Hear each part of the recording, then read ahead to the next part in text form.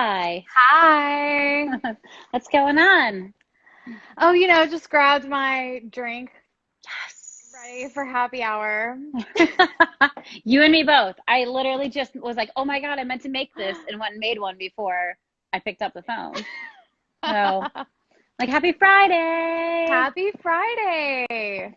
So, you ready to talk a little bit about some men's pelvic floors? Oh my God, yes. I've All been right. dying to talk about this, Heidi.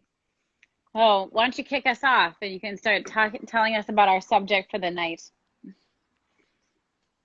Okay. We're going to be talking about the male pelvic floor. So this week, I think it's been a great lead up talking your talk with Allie. She was wonderful. Lance as well. Talking about the importance of the male pelvic floor and male sexual health, as well as general health, and how maybe that can be affected by the pelvic floor. So we'll be talking about that. We'll be talking about pelvic floor function in men, and its role maybe in things that men love to do, like maybe go to the gym or play golf or have sex. So we'll talk about all of that. Did I miss anything? I don't think so. It's like to kind of recap a little bit more, like if people missed the talks earlier this week, we're gonna be posting them to YouTube hopefully this weekend, and I'll send out links. And we talked with Wednesday with Allie. Sorry, I'm fighting off a sneeze. We talked with Allie Gilbert on Wednesday about men's hormone health, and that led into a conversation yesterday with our friend Lance Gill from Titleist Performance Institute, talking about golf tips for home, which got a little tangential and kind of started going into like men's pelvic floor. And like Claire was saying, there's a lot of things that men love to do that they don't realize how much this part of their body is affected. And this is a kind of a low hanging fruit topic for women. Like most people think about like pelvic floor issues, if they've even heard of that in the first place, as being female centric, especially surrounding postpartum or pregnancy issues. And for a lot of people, and men specifically, they don't realize that symptoms that they are complaining of can be pelvic floor issues. So let's kind of talk about like some of like the common clinical things that we might see or complaints that people come in with that might not even like they might not even know about the pelvic floor, but we see them in the clinic and then realize that like this isn't what they thought they were coming in for, but is indeed a pelvic floor issue. Yes, absolutely. And it happens all the time. I can't tell you how many people I'm treating for abdominal pain, Hmm. rib pain, low back pain, sciatica, herniated disc, who groin pain, glute, hip pain, um, all of those can either be caused by the pelvic floor or perpetuated by the pelvic floor. So let's say someone does have a herniated disc in their low back. Many of the lumbar spinal nerves serve our pelvic floor. So if you can imagine we have a disc kind of impinging on a nerve here, it's going to affect the blood flow as well as the innervation of the muscles there as well. So we see a lot of changes to the pelvic floor as well as other functions that maybe not all PTs know to ask about or doctors know to ask about in the presence of these other complaints like abdominal pain, genital pain, low back pain, hip pain, groin pain, and the list goes on. So whenever we see someone who has low back pain, we also need to consider, okay, are there changes in urination, maybe urinary frequency or urgency, or maybe post urination drip, Hmm. as well as changes in bowel movements. We can see either constipation, diarrhea, maybe you've talked a little bit about like skid marks. And that that shouldn't, that's not necessarily something that we want to see or that we think should be common like it is. Hmm. It is something that's totally treatable. So recognizing that any of these symptoms, as well as abdominal hernias, they can all be from the pelvic floor. Sure. And that's something that, like, going back to the back pain thing, it's a, for me, like, it clinically now, if somebody comes in complaining of low back pain, and especially if they tell me that they've been diagnosed with a herniated disc, the first thing I'm going and doing now is looking for an abdominal hernia. And the reason I'm doing that is that if people aren't stabilizing well in the abdominal aspect, the pain is going to translate right back and pressure is going to translate right back into that back. And then the next thing, and I know we both are, doing this, is that we're both going and looking at the diaphragm. Is it a diaphragm? Is there a ton of diaphragmatic tension? Because that'll then push down and out into the abdominal wall, into the low back, and invariably then down into the pelvic floor. So we might readily see low back pain, but men might not even know to ask or to like report things that might be a pelvic floor symptom. Absolutely. I mean, I think too, a lot of the time in the medical profession, and sometimes I think with even like friends and buddies, this is kind of joked about and normalized with Mm-hmm. men who are getting older and maybe they have to go to the restroom much more frequently, or maybe they leak a little bit, or they have that dribble. And those are things that can be treated, but they don't even think to ask about it, thinking that it's normal. Sure. And that doesn't necessarily have to be normal. Wish it weren't, but it is treatable. Mm-hmm. So that's, I think, a huge one that I see. And then a lot of the time it does come down to awareness, not understanding that it's all related, that the low back is connected to the pelvis. Who'd have Right. thunk it? No, and that's really important. And then we have things like, kind of talking about like if we're kind of continuing along like the bowel and bladder thing, some people don't realize like men will have like a double urinary stream and not realize that like that might not be something that they should have, or they may be urinating and it shoots off to the left or shoots off to the right. And that could be a symptom of a pelvic floor dysfunction, maybe fascial tightness. Maybe they're having like the sphincters are getting like actually turned and like pushed or pulled, and it's creating this like stream that goes off. So it's like, you teach young boys to like aim and shoot. Well, sometimes all of a sudden you can't aim and shoot anymore. And so now we have to deal with like, why is that happening? Because it might actually be something that's a pelvic floor problem that we could be treating in PT. Absolutely. I mean, and other symptoms are some like a weak stream. Hmm. It could be as small as that can be affected by the pelvic floor, and typically is a pelvic floor issue if you haven't been diagnosed with something else. Sure.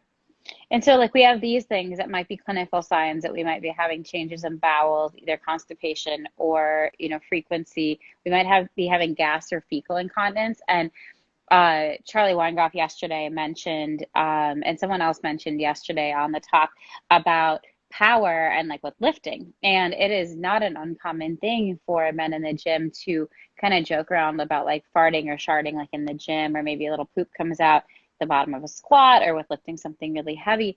But the reason that's happening is because you're losing control of those pelvic floor muscles. And that might be something that's kind of an extreme thing. But at the same time, you may have all of these other symptoms that you didn't really even like put together as like the full clinical picture. Absolutely. And I think that kind of comes down to as well, like a lot of men lift the heavier things. I would say potentially more so than women in daily life. So picking up large bags of concrete or stones. Mm-hmm. Just in my clinical experience, that's what I typically see. I don't hear of Sure. women carrying 90 pounds around the house like men do more frequently. Mm-hmm. But when that happens, a lot of the time they do the Valsalva maneuver, which is where you contract the abdominal wall, you hold your breath, and you push. And that's to exert some effort. But what it does is if you kind of picture what we call our core, which is our back, the abdominal wall, and then we have our diaphragm at the top and our pelvic floor at the bottom. So if that were a balloon, and now you're valsalvaing and you're compressing from the top and the sides, where does that go? Straight Down. down. And so we see this bulging or lengthening or relaxation almost and pressure pushing down on the pelvic floor. So whenever you have bulging, that's what we do to poop. So of course they're going to leak some feces or gas. Mm-hmm. So doing that frequently is something that now puts you at risk of doing that more often. The pooping yourself or Mm-hmm. farting on accident. You're at a much higher risk of doing that if you're valsalvaing all the time. Sure. So let's talk a minute about that. So like let's talk about like an alternative breathing strategy for lifting heavy. Like what is something that you would teach your male patients that instead of the Valsalva maneuver, how could we adjust that to help to like take some of the load off of that pelvic floor? Typically, I recommend exhaling on the effort or Hmm. execution of the movement. So you want to be breathing throughout your movements, especially if you're not trying to PR. Let's say this is a normal training day, or maybe you're just moving large objects around your yard or in your house. You want to make sure you're breathing the whole time. So typically, let's Hmm. say you're going down into a squat to pick something up off of the ground. Whenever you do that, you want to inhale on the way down, pick up the object, and exhale slowly with control on the way up. And it has to be slowly and with control, because otherwise, if you do it just like, well, now we don't have any controlled pressure there to help you Hmm. perform the movement. So you do need pressure. It just needs to be changing a little bit to decrease the stresses being put through the pelvic floor itself. Sure, giving it like another escape, like escape hatch, if you will. Exactly. Yeah. So let's talk about some other things. We talked a little bit about lifting and low back pain. Let's talk about the hips. You know, if like men are coming in, and like yesterday again, we were talking about golf specifically. And if we have like hip pain or like for, you know, or we have a lack of ability to rotate the hips, let's talk about like how that is tied in with pelvic floor. Um, it's very tied in with pelvic floor, Heidi. Would you like to So, elaborate? um, I would love to. So, in our pelvic floor, we have specifically there are two muscles that are considered hip muscles as well as pelvic floor muscles, which you may have heard of. One of them is the piriformis, often implicated in sciatica and low back pain. So, you may have heard of that muscle. That muscle um, is supposed to externally rotate the hip, as well as a muscle called the obturator internus. So, that also externally rotates the hip. But these also make up the wall of the pelvic floor in Hmm. men and women. We all have them. And so, whenever those muscles are short and tight, then you can't internally rotate your hip as well. And that leads to a lot of issues as far as like weakness. And whenever those muscles are tight, we can now see a lot of changes in function and symptoms of the pelvic floor itself. And then we also don't have a good transfer of forces coming up through the hip. So now it's all going through those external rotators, and then we're not able to use them to stabilize our hip and drive whenever we want to use those muscles, or use them to support us whenever we're just standing on one leg or moving or picking up large objects. So like things that I think of like in particular is like if a guy came in and had like really tight hips and hip pain with like things like golf, yoga, you know, that's something that I'd want to check. And that's something that you know, is incredibly treatable and that we can teach people how to self-treat also, which I think a lot of people don't realize that like these things are like self-treatable. So in that vein, can you tell us some of your favorite like at-home self-treatments that you would give to a man for pelvic floor issues? I guess it would just depend on where those pelvic floor issues are coming from, but a Mm-hmm. lot of what we do is habit changes. Mm-hmm. So we talk a lot about the breathing, especially Sure. with activity, but we also talk about urinary frequency. What are you eating? What are you drinking? How often are you going to the bathroom? What are you doing to go? How are your bowel movements? So that's a really big one that I'm going to address right now. Men, and this isn't every man, but this is many men that I see, strain to poop. They push and they grunt and they hold their breath. And whenever you strain to poop, you are now contracting your pelvic floor muscles and preventing any bowel movements from actually passing. So you want to make sure that you're relaxing those pelvic floor muscles, which is a lot of what we go over, and you can teach people how to relearn how to defecate. So that's a big part of what we do.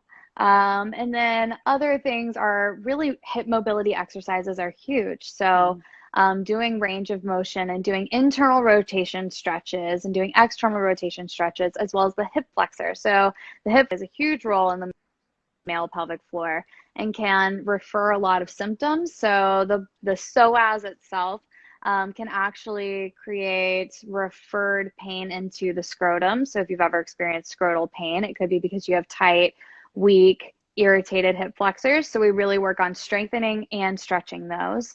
But it is a lot of retraining the deep core, retraining breathing patterns and how to use your breath to optimize movement, as well as habits. And that's really how we take rounded approach. And you can do your own muscle release of the side of the hip, of the adductors or the inner thigh, and do some nice stretches for those just to down regulate any kind of tension that might be living in there. But a lot of it comes down to lifestyle and movement overall. And with that vein, like let's talk a little bit about like the time spent sitting on a toilet too. I don't know about Miles, who said he strains to poop, but a lot of men that I know spend an excessive amount of time on the toilet also. So what that would that do to the pelvic floor? And in your opinion, is that something that people should change that habit? Yes. Thank you for bringing that up because yes, it's men, I'll bring up an example of a case of someone I worked with. So I I thought you was were going to working bring with up Miles. someone. He sits on the toilet way too long. It's quarantine. We all need our space. So I'm not going to interrupt that. But uh, so I was treating this patient and he was seeing me for rectal and general perineal pain, especially when passing a bowel movement. However, he didn't pass them often. He was super, super, super, super, super constipated. So going maybe every 2 weeks to every 3 weeks. It was bad. Wow. Um, Bad. So we kind of looked at one, his diet. Okay, that Mhm. was number one. He had no fiber. It was a completely white and brown diet. So he was eating fried chicken sandwiches and fries and things that young college guys really like to eat. So we talked about adding fiber. So one thing that we added is psyllium husk fiber. And that's really great because it doesn't dehydrate the bowels, which is really, really, really important, so that they can move through. But the other thing he was doing was he was sitting on the toilet for 2 hours at a time to try to go. And he would do that twice a day. And it was seriously limiting his life and his ability to get wherever he needed to be. But what that does is it teaches your pelvic floor as well as your brain that sitting um, either means that you have to poop or that you cannot poop. So there's no delineation between there. And whenever we strain, we do something, um, and this is, he would strain off and on for about 10 minutes at a time over the 2 hours. So whenever we strain, what happens is we have this muscle called the puborectalis in our pelvic floor. And it wraps from the front of the pubic symphysis in the front of our pelvis, and it wraps around and wraps around the rectum. And so whenever we strain, it pulls on the puborectalis, therefore cutting off or creating a kink in the hose of the rectum. So it comes down to now we're training ourselves to contract our pelvic floor when we need to poop, and then doing that for long periods of time. And so what we have to do is retrain that. So what we really taught him to do was try sitting on the toilet for 10 minutes, because sitting on the toilet should instigate kind of like a reflex. We have a Mhm. reflex in our parasympathetic colon system that should turn on whenever you sit. So whenever you're sitting for a long time, trying to go to the bathroom, we now turn off that reflex and it's no longer there. So we need to use that. So we would try and stimulate that reflex. Another thing you can Mhm. do to stimulate that reflex is swallow. So if you swallow, we're stimulating the gastrocolic reflex, and now we're more likely to be able to go. So that's a nice little trick But if after 10 minutes nothing happens, get up, walk around, do something, and come back in an hour or so. If you feel the urge. If the urge Mhm. isn't there, keep going throughout your day. So, and that makes for an interesting point too. So you brought up like the psyllium husk, and you brought up some movement. So like those could be like a bunch of things too that we need to like be working on with men. So in terms of dietary things, is that a lot of people I see are chronically dehydrated, getting them to drink just straight up more water to help to loosen stool and also just to like allow musculature to be more relaxed. You mentioned fiber. Um, people hear all the time that like you need to move around, but like movement and just moving around and exercise to help to stimulate the bowels can be really, really important too.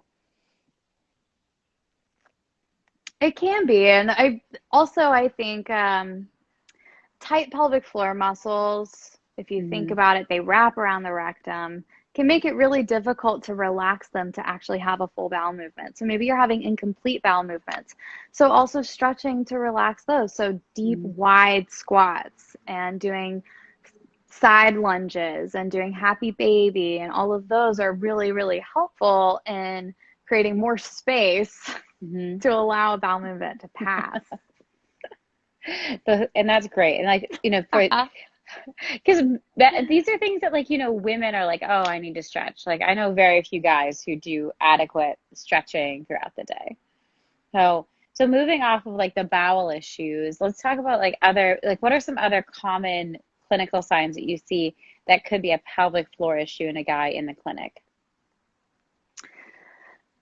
I think a big one that I see is abdominal pain or groin pain. So those are big ones Hmm. where you think, or maybe hamstring pain. So those are kind of three big ones that people typically feel comfortable bringing up to you that, hey, I'm Sure. having abdominal pain, or oh, yeah, right here on my sits bone, right where my hamstring tendon inserts, that's where it hurts, or maybe even my tailbone.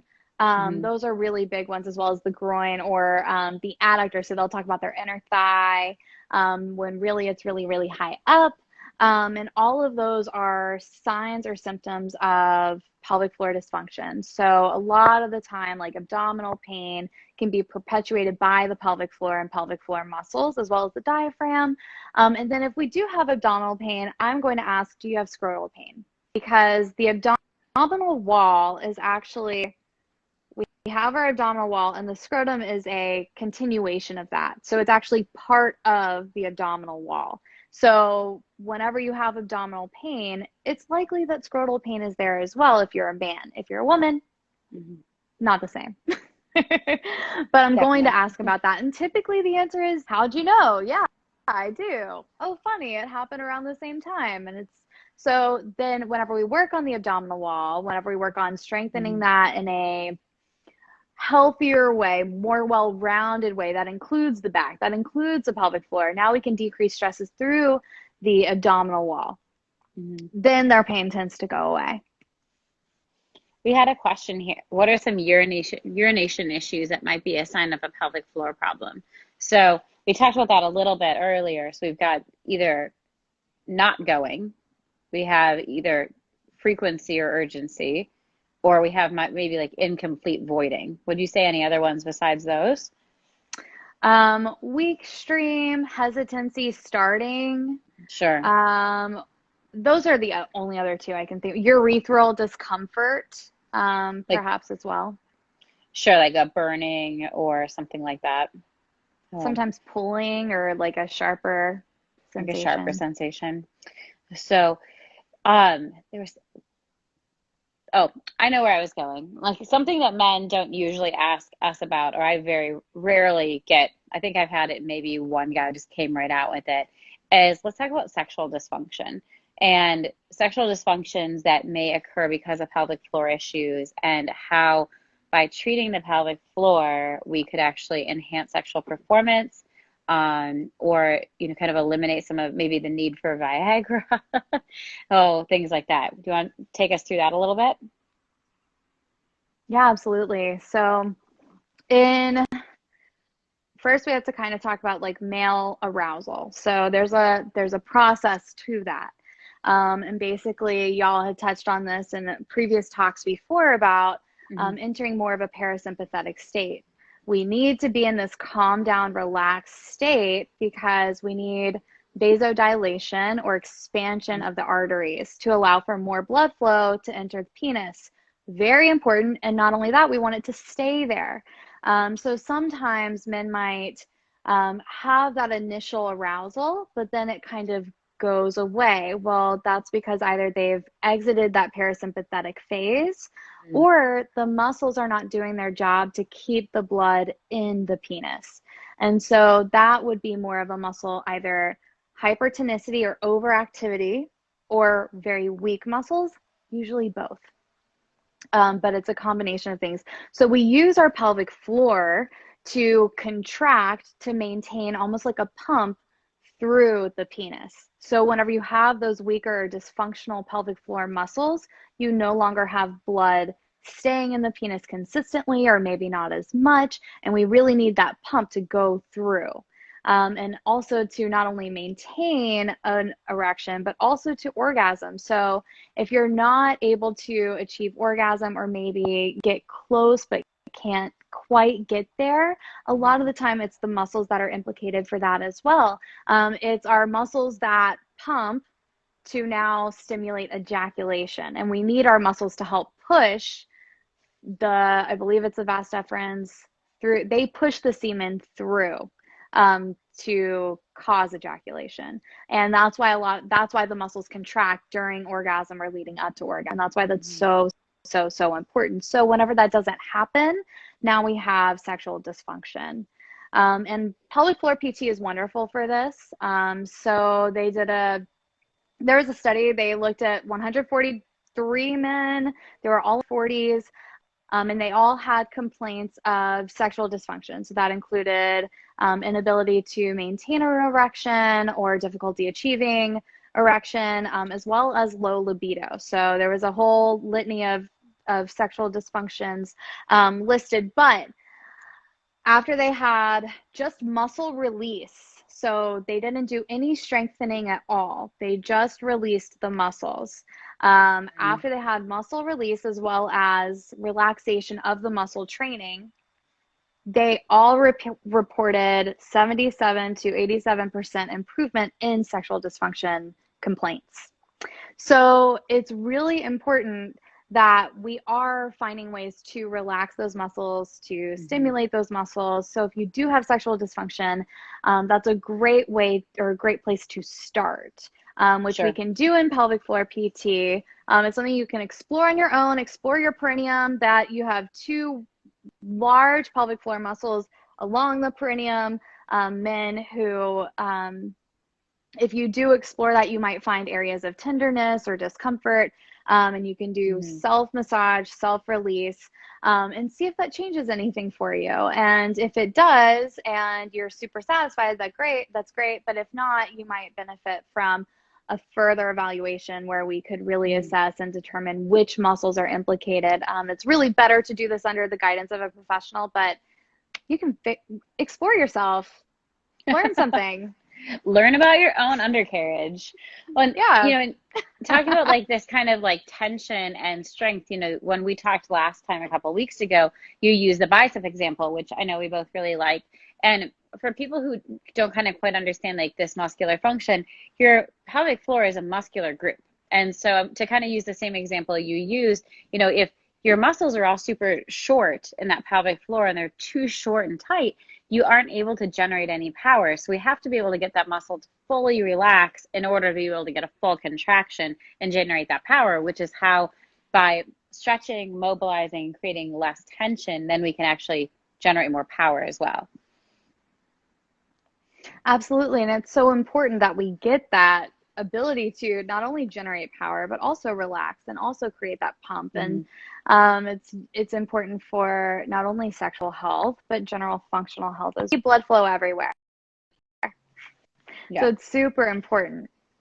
And it's interesting with the male pelvic floor. I think I haven't really touched on this yet, but this is something that I'm pretty passionate about because it's something that goes so underdiagnosed. Hmm. And the real problem with that is that it either is mistreated, undertreated, or overtreated.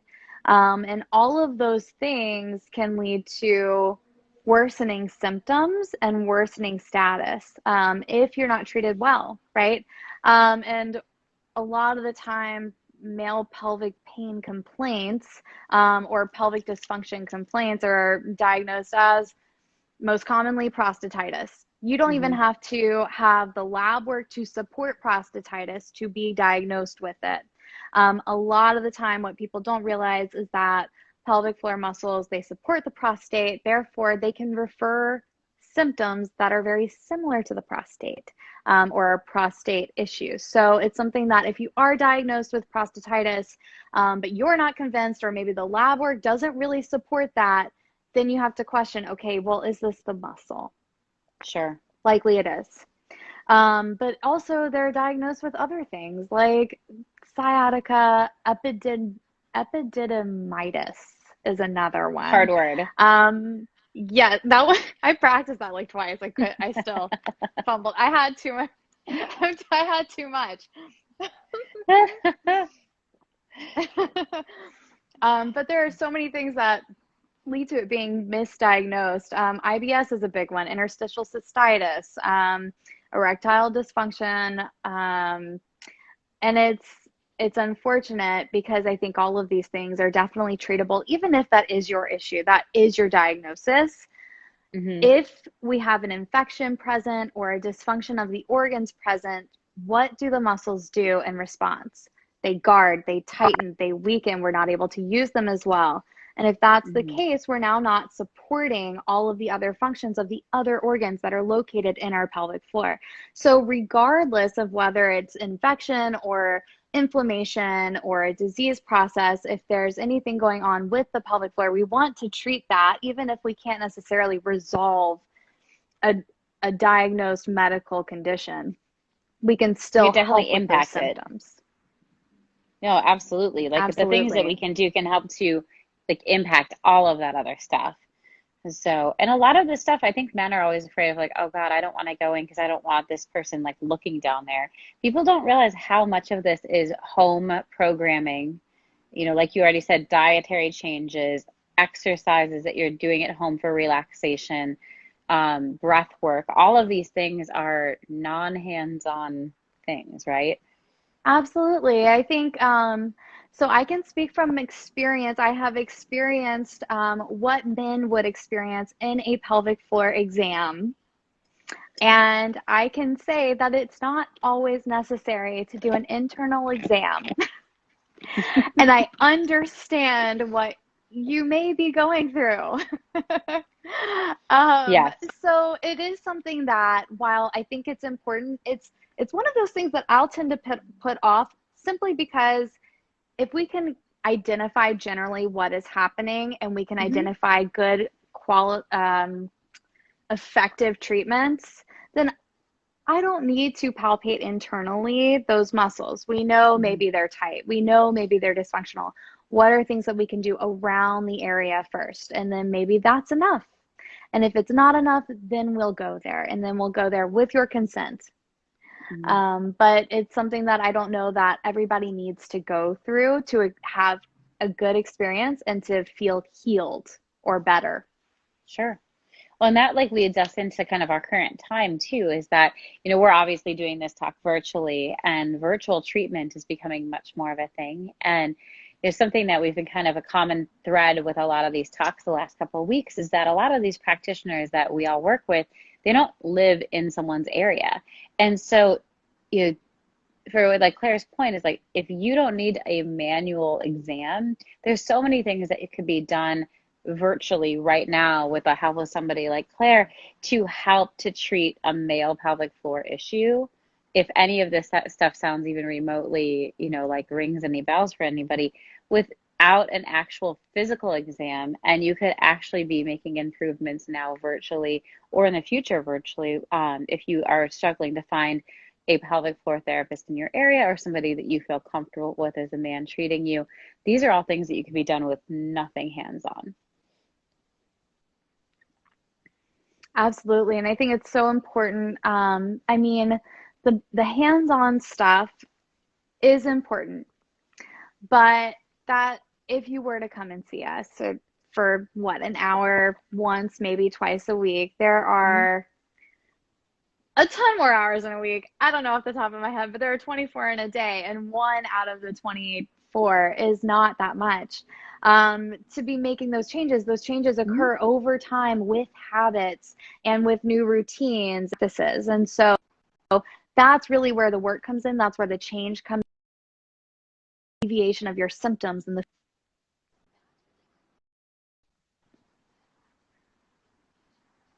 Mhm. Oh, consistency is key, right? It's like we have to be making small, consistent changes over time. It doesn't matter if you come to see us one time. We can do all the manual therapies in the world, but if you don't change the underlying habits and It's diet and all so the other true. things, It's like you're not hard. going to make any gains. Not everyone wants to be told that they need to they need to only eat one Yeah, fried chicken definitely. sandwich a It's day work. as opposed to three. They don't always like it.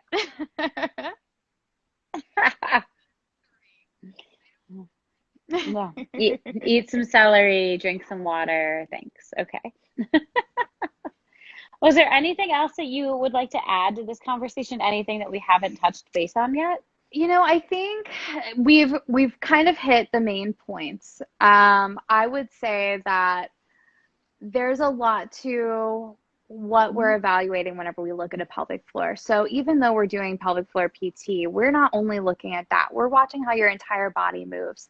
And so a lot of the time, what people don't necessarily Mhm. realize, especially if you're an athlete or someone who does a lot of repetitive movement, how maybe something going on at your foot could affect your pelvic floor because that's where Mhm. our body meets the ground. And so it makes its way all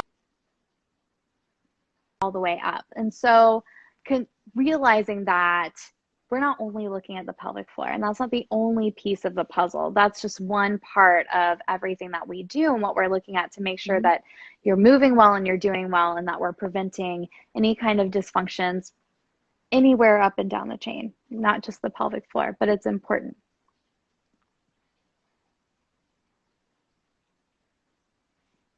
Yeah, and that's, I mean, that's it. This is a key component of our musculoskeletal system, right? So, we're looking at this, but we're looking at how does this then tie in functionally with your ability to walk and lift and squat and all of these other things. And so that's really like a good important like take home is that this is just a piece of the puzzle, but it's such an like Claire said, like an underdiagnosed and under evaluated piece. We do a better job with this with women and men, but we Yes, need and to I, be I doing a better I job with wish men for too. also men to recognize that this is a great choice for you. This isn't scary. We're not here to scare you. I can tell you, I've tried to practice examining my husband like 1,000 times, and he just refuses. So I understand the hesitancy, um, but I would say he also has no dysfunction noted or that he's Mhm. told me about. But if you do have a dysfunction, there's so much help available to you. And I think that's really the key there is that there's Mhm. help available. I think what people don't necessarily realize is that it doesn't just take a pill, like what's that one? Yes, thank you. I was going to say Valium. That's not it. Viagra? But Viagra, right? Maybe. But Viagra, Help you or any other relax. kind of like maybe stool softeners or laxatives, if you've been dealing with a lot of constipation, these are a lot of things that you don't have to stay on forever, and there are ways Mhm. to kind of work around that. So taking this really nice holistic Yeah. approach to the muscles and the system itself is a wonderful way to help with your symptoms. And so knowing that that's available, I think even just knowing that is a comfort. Yes. Yeah, and powerful to know that there's another way to take charge of your own body that is not a pill-based solution. So, well, thank you so much for being on today. Y'all And can find for me in everyone Mountain to who's looking to see find you, physical where can they therapy find you? anytime. I'm in Manhattan And Beach. where? I would love to see you. I love it. Thanks for having me. Oh, Okay, well, we love you. Thank you so much bye. for being on. We'll talk to you soon.